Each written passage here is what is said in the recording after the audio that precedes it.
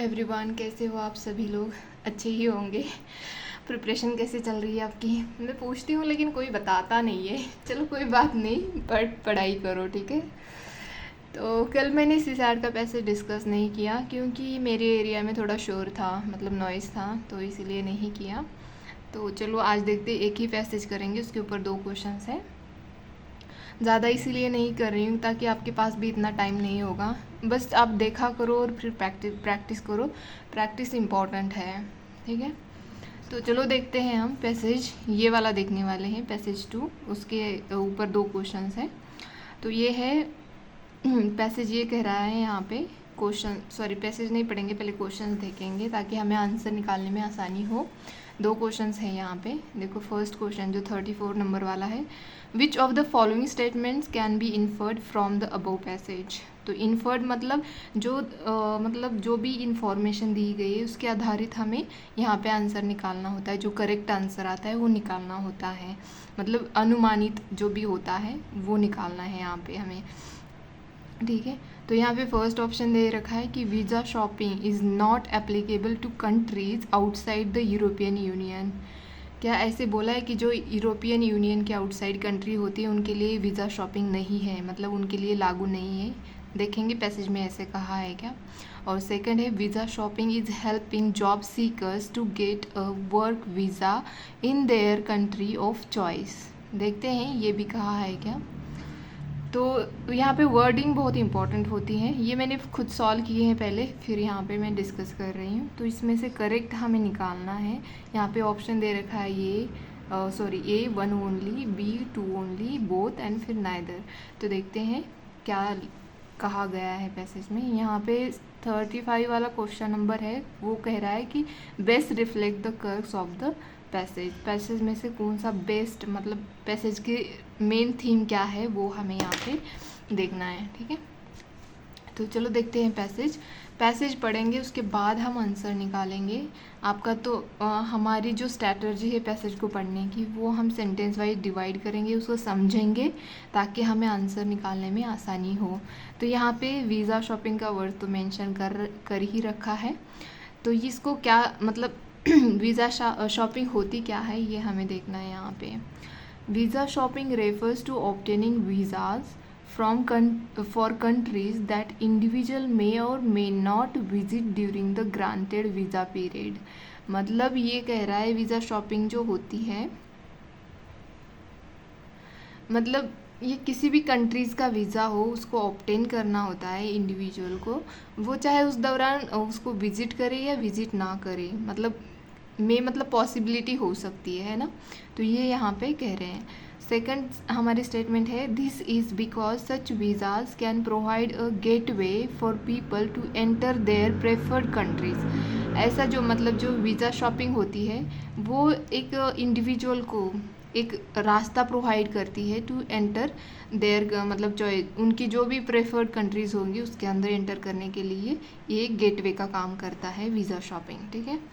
Particularly in Europe, मतलब particularly इन्होंने खास करके यूरोप की बात की है, बट इन्होंने ये नहीं कहा है यहाँ पे, पर्टिकुलरली बोला है इन्होंने, नहीं इतना ही नहीं बोला कि यूरोपियन यूनियन के लिए, ऐसे नहीं बोला है, ठीक है। क्योंकि हमारे क्वेश्चन में बोला गया था कि visa shopping is not applicable to countries outside the European union.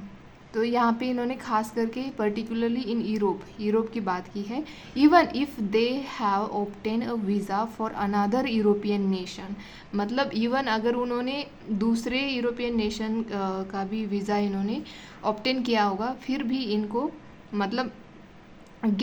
एक रास्ता प्रोवाइड हो जाता है, ठीक है। Additionally, people who have no immediate plan to visit a specific country are also purchasing visas for such nations। अगर किसी particular country को किसी को विजिट भी नहीं करना होगा तो भी उनको वो वीज़ा मिल जाता है, ठीक है।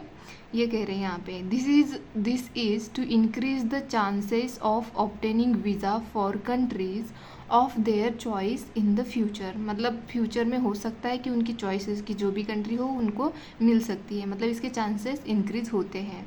given how the application process often takes a long time or has chances of rejection।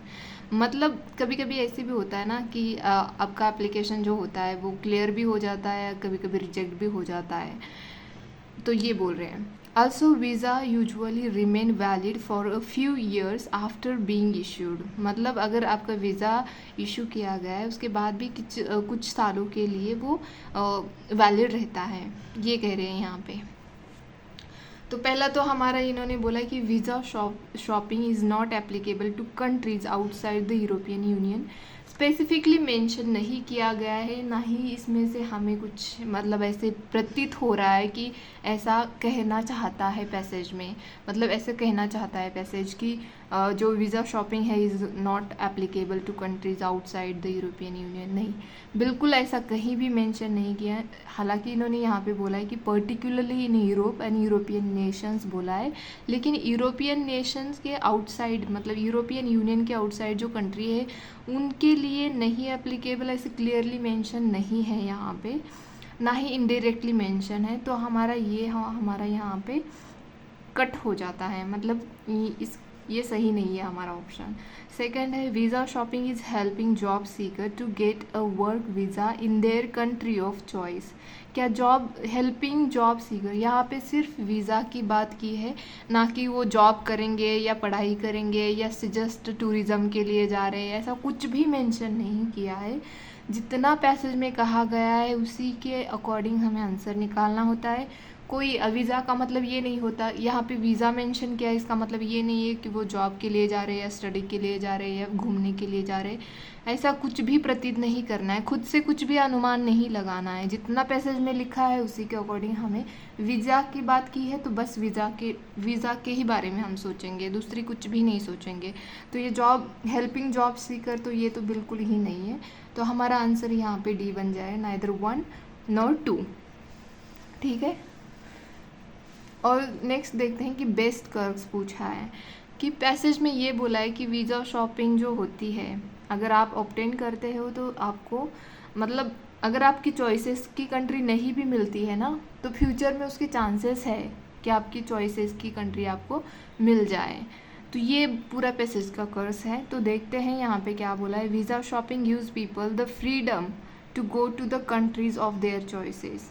Freedom नहीं दे रहा है ये, ठीक है, तो ये फ्रीडम की तो बात बिल्कुल नहीं की है, तो यहाँ पे ये तो हमारा बेस्ट कर्स नहीं हो सकता।